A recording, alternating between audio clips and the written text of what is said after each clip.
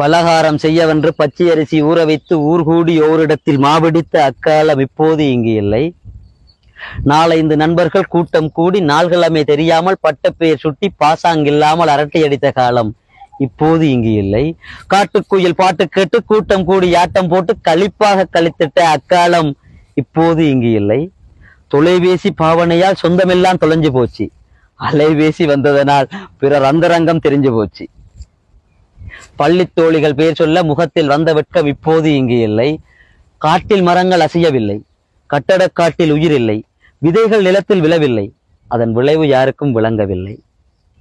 கூட்டாஞ்சோறு சமைப்பதில்லை, பட்டாம்பூச்சி பிடிப்பதில்லை, அம்மிக்கல்லில் அரைப்பதில்லை, கும்மிப்பாட்டும் இசைப்பதில்லை, நிலாச்சோறு உண்பதில்லை, ராசா கதையும் கேட்பதில்லை. முன்பிருந்த நிம்மதியே இப்போது இங்கு இல்லை. நாம் இருவர் நமக்கொருவர் என்று ஆனபோது பால்வாக்கும் சங்கு இல்ல, அரளிப்பூ செண்டில்ல, அள்ளி அணைக்க மாமன் இல்ல, சித்தப்பா பெரியப்பா யாரும் இல்ல, தாத்தா பாட்டி துணையும் இல்ல. அதனால ஆறாரோ படிக்க யாரும் இல்ல. இங்கிலீஷ் வைத்தியத்தால் பாதி லூசாவே மாறிவிட்டோம்.